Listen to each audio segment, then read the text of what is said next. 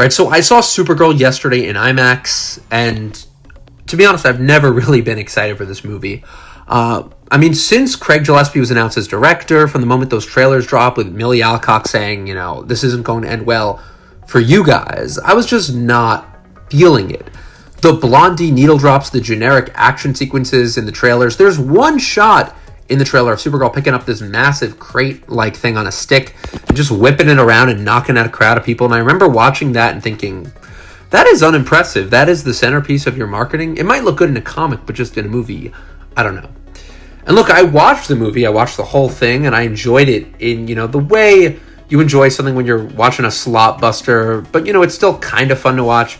Kind of like how I felt about Masters of the Universe, which I've been comparing everything to this month because it's such a perfect example of Hollywood slotbuster. Generic, expensive, but competent enough to not walk out of, but it instantly evaporates from your brain the second the credits roll. So, Supergirl cost $170 million, but it looks like every other movie, which is one of the things I really didn't like about this. This film, let's go back, was announced as part of James Gunn's Gods and Monsters slate, I believe, around December 2022. So we're talking 3.5 years in development. Millie Alcock was cast around 2024. Craig Gillespie was hired around the same time. And from day one, I kept thinking this doesn't feel like a priority project. It feels kind of like a placeholder. And here's the thing about James Gunn. I respect this man enormously. He is one of the great working directors in Hollywood right now. He's the CEO of DC right now. His Guardians movies, Peacemaker, Superman. These are projects with a singular voice. They're weird, they have texture. Even Guardians, which is fun and colorful and crowd-pleasing, is based on source material that is dark. There is very dark stuff in there. Rocket's backstory is horrifying. Drax lost his family. Star-Lord is a traumatized kid who watched his mom die. Gunn always leans into that. He earns the lightness because the darkness is real.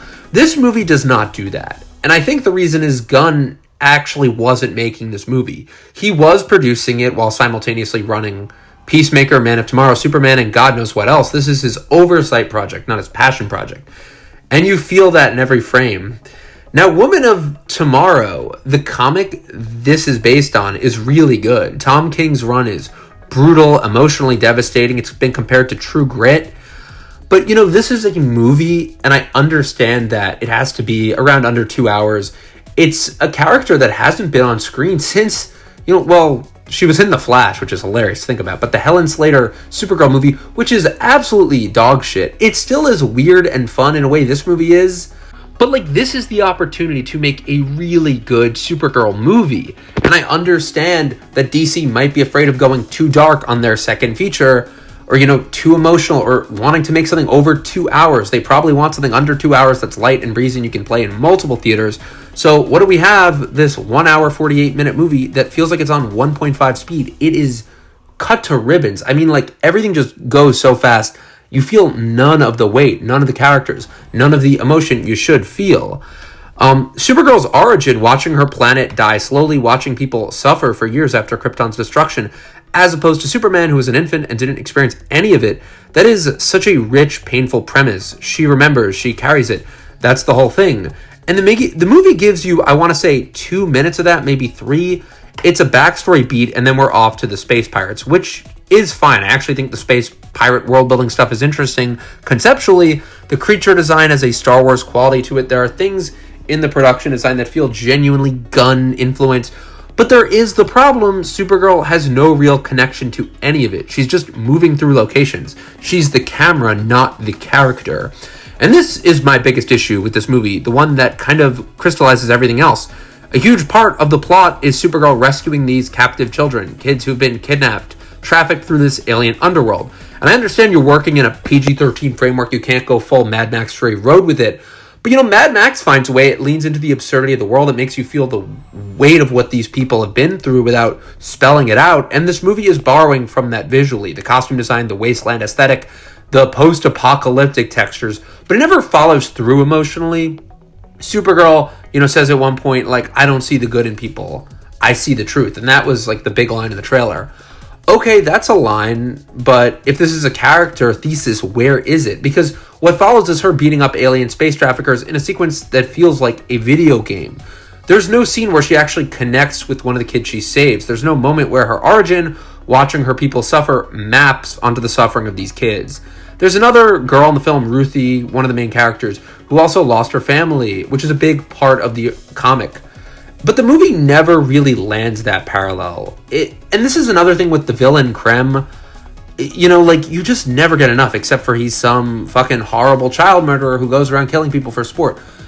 I'm not saying we need to see, like, his backstory, but he's just so cartoonish, and it's just like, what are we doing? It's a very shocking move for a second film. I think Matthias Schoenaerts is actually a really great actor who plays Krem, and he's an unknown actor. A lot of people in this movie are unknown, which kind of contributed to my being like, this doesn't really seem like a smash success. Just feels like we're trying to pay people, not pay them a ton, because all the budget's going to the visuals, and the visuals suck. But yeah, there's no thematic resonance. There's just like a checklist of things this movie feels like it's getting done. It doesn't feel at its core like a Supergirl movie. And I said, Craig Gillespie is a competent filmmaker. I, Tonya is great. Cruella, I saw it during COVID, one of my only theater trips during the early, when all the theaters were shut down. I remember thinking, it's fine. It's Devil Wears Prada. He makes programmable films. They're efficient, they're economical, they do fine at the box office, and they don't embarrass anyone, but there's no real signature. There's no shot in any of his movies that, make you go, only this director could have done that.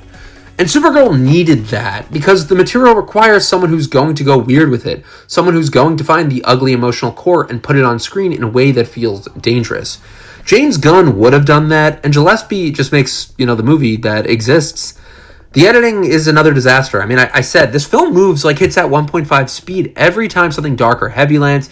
Something immediately funny cuts in behind it. A dark moment, there's a joke. Dark moment, a joke. And normally that rhythm can work. Gunn does it constantly. But it works when the dark moments, land or have weight. When you're actually letting the audience sit in something. Here it just feels like the film is scared of itself.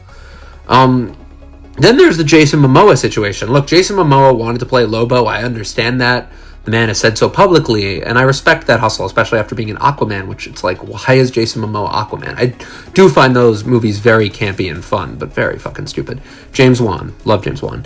But Jason Momoa is in this movie, and I want to be precise, he's not a cameo, but he's a small role that has no substantial function in the story. He observes, he comments, he factors minimally into the plot. They found room for him because he really wanted to be there. And the movie suffers for it because it just adds to the sense that nothing in the film is load-bearing. Everything is connective tissue with no body attached. This feels like a Phase 1 Marvel movie. People are saying Thor: The Dark World, and I get it. One-note villain, an off-world setting that immediately distances you from anything emotionally grounded. A protagonist with a great premise who is somehow less interesting than they should be. That's Supergirl. And it's a real shame because Millie Alcock is great. I think she's great. The actors across the board are doing their jobs. The concept, Supergirl, who is harder, more traumatized, more cynical than her cousin, dropped into a cosmic horror story about trafficking and exploitation, is interesting source material that DC had and just did not use. There's one fight at the end, the one that everyone's making fun of with the middle needle drop. The choreography has that Zack Snyder slow-mo quality to it. And I didn't mind that. Visually, it's the one moment in the film that feels like someone made a choice, but it's one scene in a 108-minute movie, which is already really short for superhero movies. The good news, and I want to end on this, is that DC is still building something. Superman is a better movie than this. It's weird. It's longer. It has a real voice. The cinematography alone is more interesting than anything in Supergirl. Mike Flanagan wrote the Clayface script, and I have hope for that. Man of Tomorrow is next, and I want to believe James Gunn has poured himself into that one. But they need to learn the lesson here. You cannot make the safe version of these movies. The source material is dark. The character histories are brutal. If you borrow the aesthetic of a world like this, the wasteland, the piracy, the exploitation, you have to actually go there emotionally. You can't flinch at the last second and cut to a joke. Supergirl flinched. Hopefully the next one doesn't. Because, the premise of this was always interesting to me. Like, she's off partying on another planet, which, again, we only see for, 2 minutes at the beginning, and then slowly gets sucked in and wants to, be the Supergirl that we know. It's also good, but bro, it is really butchered in here. David Corenswet is great, but it just doesn't work that he's in this movie. It feels distracting when he's there, and the way he gives her the suit, it just feels totally unearned. There's just a flashback, and he's like, oh, by the way, this is a suit, so people know we're the good guys, and then she just puts it on.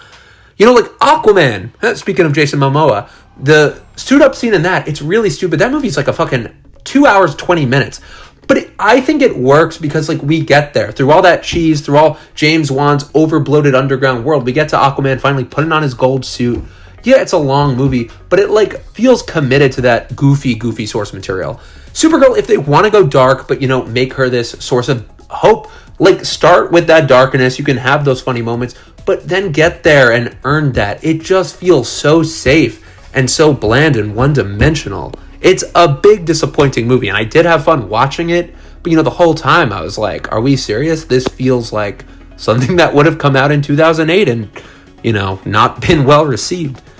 So guys, thanks so much for watching. Let me know what you think of Supergirl, and I'll see you in the next one.